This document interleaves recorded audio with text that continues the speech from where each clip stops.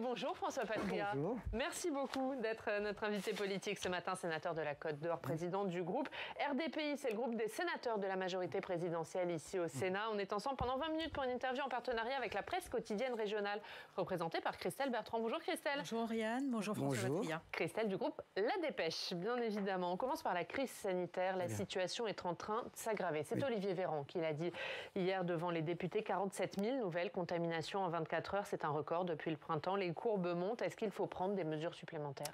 Je pense qu'il faut attaquer cette nouvelle vague, qui est une vague violente, qui vient après d'autres pays d'Europe, qui nous vient aujourd'hui, dans des conditions tout à fait différentes. Dans des conditions où nous connaissons mieux la maladie, où nous sommes le pays le mieux armé avec le vaccin, où nous poursuivons les gestes barrières. Il est certain qu'il y a eu des relâchements ici ou là.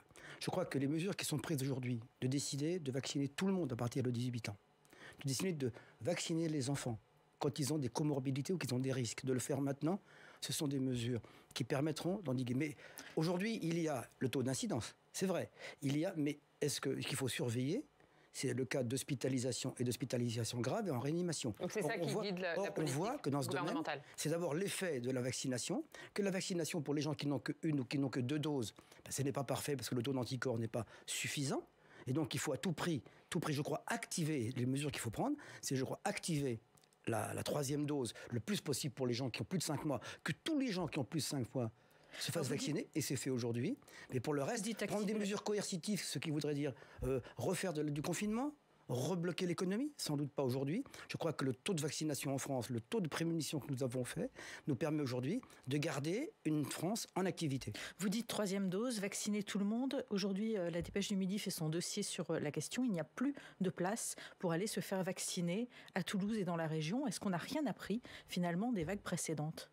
Écoutez, moi je me souviens quand même d'il y a quelques mois où les gens ne voulaient pas se faire vacciner, souvenez-vous, où il y a eu des manifestations anti-vax. Quand même, il y a eu. Je pense que, moi, ce que je sais de ce que dit le ministre, de ce que me disent les praticiens par ailleurs, c'est que nous ne manquons pas de vaccins. Nous ne manquons pas de vaccins. Que les pharmaciens, vous savez, les pharmaciens ont été les premiers à demander, ils n'avaient pas le droit de vacciner au début. Maintenant, ils disent, on a trop de travail, parce qu'on est passé de 3 vaccins à 50 par jour. Bon, écoutez, maintenant les pompiers vaccinent, il faut réouvrir les vaccinodromes, il faut que tout le monde s'y mette. Je crois que les ARS se mobilisent aujourd'hui avec les préfets, les maires, pour réouvrir les centres de vaccination qui ont été fermés. Je ne suis pas inquiet sur le fait qu'on va y arriver. Et surtout, ne paniquons pas devant 2 choses. D'abord, ce qui nous attend aujourd'hui, c'est une vague du vaccin Delta. Et la question que nous devons nous poser, et ça nous l'aurons dans 8 ou 9 jours maintenant, 10 jours au maximum, est-ce que ce vaccin résiste? Est-ce que ce virus, ça c'est la vraie question essentielle qui pourrait inquiéter, mais on l'avait dit déjà, on l'avait dit pour le vaccin Delta. Sur la vaccination, François Patria, on voit le gouvernement qui encourage fortement à la vaccination. Pourquoi ne pas aller jusqu'à la vaccination obligatoire? L'Allemagne y réfléchit, son futur chancelier s'y est dit favorable. Est-ce qu'on va y venir en France? Moi, j'entends bien qu'ici, l'opposition l'a demandé ici, la gauche l'a demandé.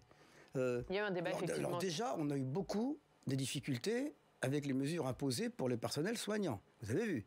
Vous voyez ce qui se passe aujourd'hui outre-mer, avec l'obligation vaccinale.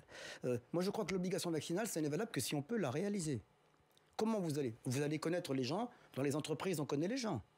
Mais parmi les retraités, parmi les gens qui sont les indépendants, comment vous allez savoir si on sont vaccinés ou pas? Comment vous allez chercher les gens? Je crois qu'il faut mieux faire ce qui est possible et réaliste que de décréter ce qui n'est pas possible à réaliser.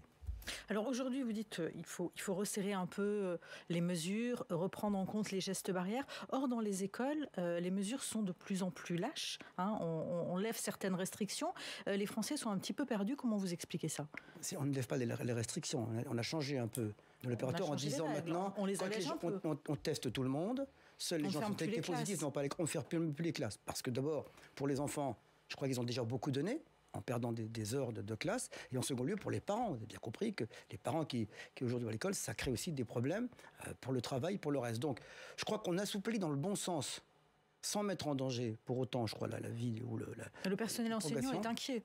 Oui, le personnel enseignant est toujours inquiet. À chaque fois qu'il y a eu des mesures de prise, à chaque fois ils les ont contestées. Donc maintenant... Ça veut dire quoi? C'est pas justifié pour vous l'inquiétude? Non, mais toutes les inquiétudes, mais bien sûr que c'est justifié quand on connaît l'air ambiant. Et puis non, ce que je crois atteint les Français aujourd'hui, et ça, c'est cela contre lesquels, psychologiquement, c'est un phénomène de lassitude. Des Français qui se disent, on va jamais en sortir. Il y aura toujours des variants. Et je crois que ce qu'il faut, c'est activer la vaccination en France, mais surtout dans le monde. Il faut que l'ensemble États, laboratoires et autres puissent faire en sorte que le maximum de personnes dans le monde soient vaccinées pour éviter la naissance de nouveaux variants. Sébastien Lecornu, le ministre des Outre-mer, termine aujourd'hui sa visite dans les Antilles en proie à des manifestations, à des violences. Les violences perdurent malgré sa visite. Les négociations ont échoué. Est-ce que cette visite est un échec ?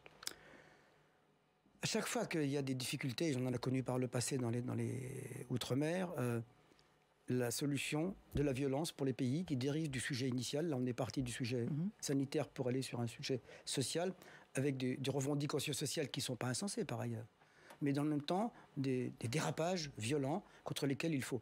Le fait de pouvoir exiger le rétablissement de l'ordre avant de discuter me paraît une chose essentielle.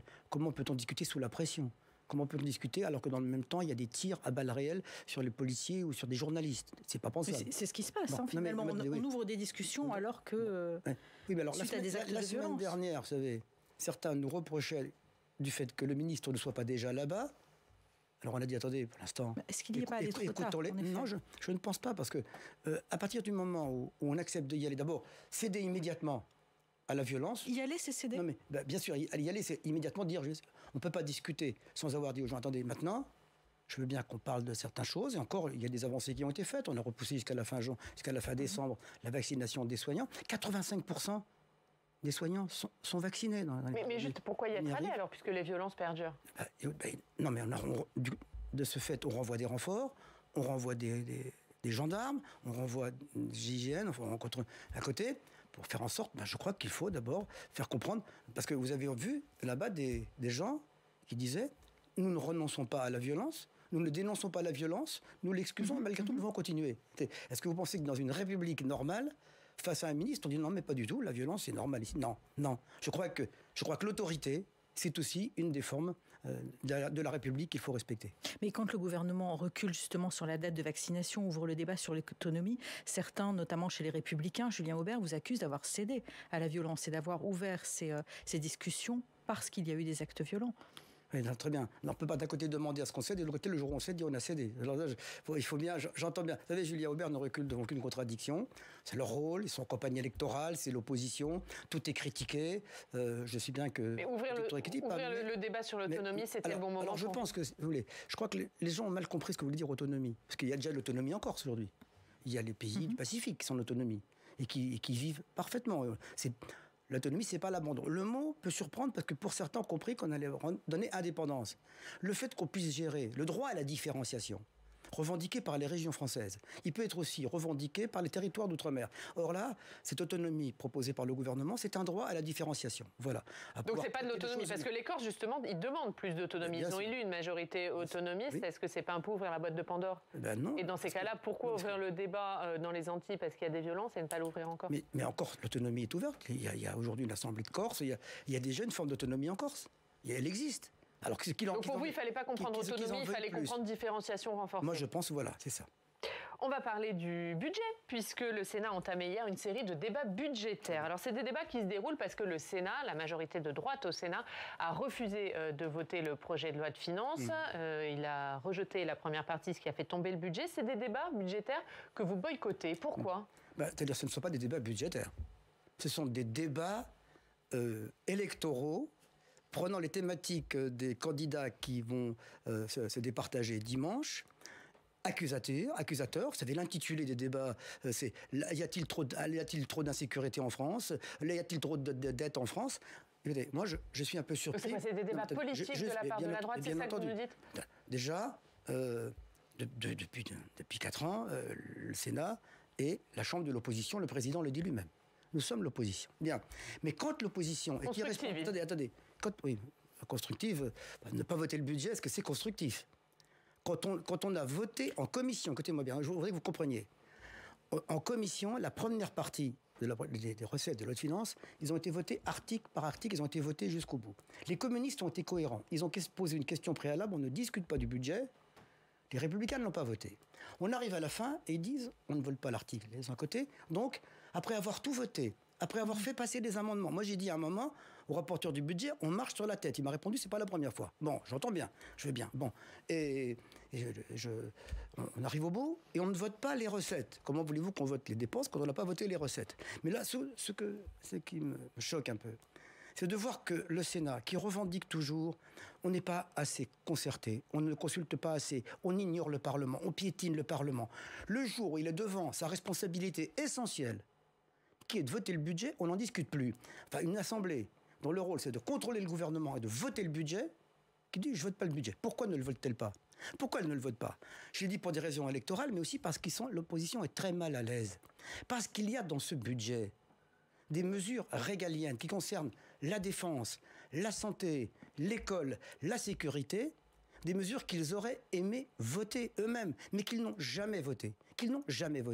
Et de ce fait-là, je leur dis, ils sont très mal à l'aise. Alors plutôt que de faire acte de contrition, si je puis dire, ils préfèrent ne pas discuter du budget et embarquer dans des débats. Mais alors il n'y a pas que ça. Eux, ils vous répondent que c'est un budget électoraliste avec trop de dépenses. Attendez, on ne peut pas dire dans le même temps qu'il faut plus de moyens pour la justice, qu'il faut plus... Vous vous rendez compte? Parce que la justice, tout le monde dit pour la justice.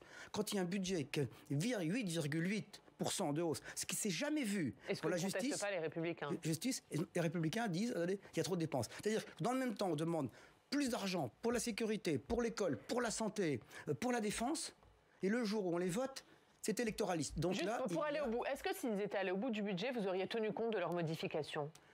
Écoutez, ça c'est le rôle du Parlement. Il y a des amendements que nous avons votés. D'ailleurs, pour bien vous le prouver, regardez le nombre de textes de loi, de propositions de loi, où il y a eu une commission mixte paritaire conclusive. Mais regardez ce qui s'est passé sur le budget rectificatif, sur l'indemnité inflation. Les sénateurs ne l'ont pas voté. Ils ont proposé un dispositif alternatif. La majorité présidentielle n'en a pas voulu. Il n'y a pas eu de compromis. Est-ce que du coup, vous comprenez que dans ces cas-là, ils ne parce que la mesure qui était... Non mais attendez, je vous rappelle, c'est là. Regardons bien, là encore, le côté surprenant.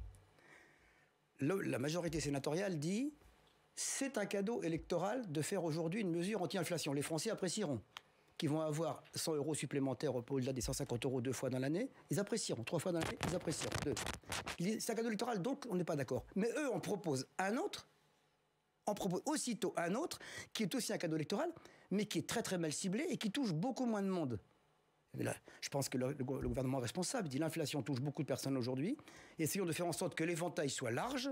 Et faisons donc là, il y a des accords profonds. Mais au moins, il y a eu discussion. Une dernière question avant de passer à la présidentielle avec Christelle. Dernière question sur le Sénat, sur le Parlement. Les députés qui ont donc voté le prolongement du délai légal d'IVG de 12 à 14 semaines. C'est les députés qui ont voulu, notamment Christophe Castaner, qui a voulu que ce texte soit réintroduit dans le calendrier parlementaire le plus vite possible. Il a eu raison, selon vous? D'abord, Christophe est mon ami, que les choses soient claires. Les gens de son groupe sont mes amis. Non, ce que je veux dire par là, c'est que, parce que je vous donne une position, ce qu'a décidé le groupe RDPI au Sénat, la majorité à l'Assemblée est libre et responsable de son ordre du jour et des choix qu'elle fait, comme nous faisons des choix que nous faisons. Nous avons une seule, pour ce qui nous concerne, une seule niche, qui sera le 12 janvier. Une niche, c'est l'endroit où on peut placer une PPL, puisqu'il y a PPL à PPL. Il y a deux façons maintenant que le texte avance. J'ai cru comprendre que le gouvernement a dit sagesse sur ce texte à l'Assemblée. Nous avons ça veut dire que le gouvernement ne s'est pas prononcé. Non, il a dit sagesse, il a dit je laisse. Bon, bien. Maintenant, Christophe souhaite que le texte passe. À titre personnel, s'il vient d'ici, je le voterai. C'est pas moi, c'est pas un problème pour ce qui me concerne moi. C'est pas une proposition de ma part. D'ailleurs, il a laissé libre vote à tous les membres, aussi bien au MoDem que dans les groupes majoritaires aujourd'hui. Bien. Nous avons fait le choix, nous avons une seule fenêtre de tir, le 12 janvier, de prendre un sujet qui nous tient à cœur, c'est le harcèlement scolaire. Nous pensons aujourd'hui que le harcèlement scolaire est un vrai fléau de société pour les enfants. Et que c'est très dangereux. Et que c'est une PPL déposée, je crois, par le groupe MoDem et une partie de la majorité de l'Assemblée. Et nous avons repris ce texte-là. Ça ne veut pas dire que nous n'en voulons pas. Ça veut dire que l'Assemblée l'a voté, très bien. Je pense qu'inexorablement, on y arrivera. Mais il n'y aura pas de place. Il y aura pas de place au Sénat pour qu'il soit discuté. Dans notre niche à nous, non. Dans notre niche à nous, puisque nous avons un texte. Nous avons un texte qui est là. Donc il n'ira pas au bout du parcours parlementaire. Il peut très bien aller si le gouvernement décide de le mettre. Le gouvernement a la possibilité. Le gouvernement quand on émet un avis de sagesse, on a poussé pour que ce soit dans le calendrier parlementaire. Mais écoutez, mais est-ce que vous poussez pour que le gouvernement le mette dans le calendrier parlementaire ou c'est pas un problème s'il ne va pas jusqu'au bout? À titre personnel, je souhaiterais que ce soit le gouvernement qui le fasse. Voilà, très bien, parce que nous avons. Si vous pensez, si j'avais pas pris le harcèlement scolaire, vous me diriez, c'est pas fait. Non, je crois qu'on a fait ce choix-là. Je vous le dis, si ce texte-là, moi je souhaite que le gouvernement le mette. À un moment, vous avez fait une hiérarchie dans les sujets. Je souhaite que le gouvernement le mette. Si le choix, j'en J'en ai parlé avec Christophe Castaner et le Premier ministre avant-hier. On a évoqué le sujet. Ça a été des discussions compliquées. Avec beaucoup de gens. J'imagine que Christophe Castaner, lui, souhaiterait que le texte soit étudié au Sénat, Je comprends. Mais oui, mais il peut être étudié au Sénat, il peut l'être. Christelle, on va parler de la présidentielle avec vous ? Oui. Éric Zemmour, hier, a annoncé sa candidature officiellement, cette fois-ci, à l'élection présidentielle. Tout d'abord, est-ce que cela éclaircit un petit peu le jeu politique ? Vous savez, j'ai pas pour habitude de parler beaucoup d'Éric Zemmour. J'ai pas pour habitude, mais enfin, je vais répondre à vos questions, bien entendu, parce que j'ai vu qu'hier soir, j'ai regardé, il avait des difficultés à répondre aux journalistes. Entrer en campagne électorale sur un ton qui est plutôt agressif, de ne pas vouloir répondre, de dire en sortant c'était un réquisitoire, je crois qu'il doit s'attendre à quelques semaines, s'il continue comme ça, difficile pour ce qui le concerne. Bien. Non, c'est pas une surprise. On savait très bien qu'il avait mis en place une organisation, qu'il avait trouvé des locaux, qu'il avait un directeur de cabinet, qu'il avait transformé en réunion électorale les meetings de signature de livres. Donc c'est pas une surprise. Ce que j'ai trouvé hier, c'est que j'ai trouvé une mise en scène dans la dramaturgie malsaine, voire lugubre, et en même temps... Là, vous parlez de cette vidéo ? J'ai dit le mot hier, un peu sacrilège. Parce que je ne connais aucun grand gaulliste qui s'est permis un jour d'imiter le général de Gaulle. Jamais, jamais, jamais. Et l'utiliser, en plus avec des images captées, non payées, d'après ce que j'ai compris en plus, pour dramatiser sur une seule thématique. Il ne sort pas de sa thématique, même hier soir, dans sa déclaration de candidature sur une chaîne nationale, j'ai vu hier soir, il est resté dans sa thématique. Il l'a un peu mis en retrait dans sa vidéo. Il dit l'immigration, certes, mais avant tout l'économie, il faut réindustrialiser le pays. Non. Il a dit, vous n'êtes plus dans le pays que vous avez connu. Souvenez-vous, la nostalgie du passé, vous savez, c'était mieux avant. J'ai toujours entendu ça, c'était mieux avant. J'ai même entendu des gens, quand j'étais enfant, qui disaient « faudrait une pieute guerre pour que ça aille mieux ». Emmanuel Macron aussi aime bien convoquer le passé, on l'a vu avec Joséphine Baker, mais aussi lorsqu'il rend hommage à Jeanne d'Arc. Enfin, il aime convoquer le passé. Quand Emmanuel Macron, dans le discours extraordinaire qu'il a fait hier, au Panthéon, magnifique, il magnifie la France éternelle, la France des Lumières, la France de la démocratie, la France ouverte, la France des droits de l'homme. Quand M. Zemmour parle de la France, c'est pas de la même France dont on parle. C'est-à-dire qu'il noircit la France. C'est la France dégradée. La France, vous savez, la terre ne ment pas. Tout ça, c'est du pétinisme. Mais cette vision du passé. L'un comme l'autre convoque le passé plutôt que de parler de l'avenir. Comment ? L'un comme l'autre convoque le passé plutôt que de parler d'avenir. C'est pas vrai. Parce que là, quand Emmanuel Macron s'exprime ou qu'on parle du passé comme il a parlé hier, comme on a parlé avec beaucoup de beauté, de profondeur hier, ça veut dire on dit le passé éclaire l'avenir. Le passé éclaire l'avenir. Alors qu'aujourd'hui, ce que dit Zemmour, c'est le passé me fait regretter l'avenir. C'est tout à fait différent comme projection, tout à fait différent. Alors, depuis plusieurs mois, l'Élysée dit craindre une candidature populiste et venant de la société civile. L'Élysée dit ça, non. Est-ce que c'est ce qu'ils nous disent à nous, en tous les cas je n'ai jamais entendu l'Élysée dire ça. Enfin, je vous l'assure. Je veux bien le croire. Est-ce que la candidature d'Éric Zemmour est inquiétante ou est-ce qu'au contraire, elle sert le futur candidat Emmanuel Macron en divisant les voix de la droite ? Elle peut servir. Inversement, je pourrais vous dire que si elle affaiblit Marine Le Pen et qu'elle affaiblit Marine Le Pen, elle sert les Républicains. Bon, mais est-ce qu'elle sert Attendez, je vous retourne la question. Est-ce qu'elle sert Emmanuel Macron dans tous les cas ? Non, en tout cas, je pense que, vous savez, sur ce sujet, je crois que le chef de l'État, qui voit les choses, qui connaît très bien la politique, qui anticipe et qui a une vision, c'est très bien aujourd'hui ce que représente comme danger Emmanuel Macron, comme danger Éric Zemmour. Bien.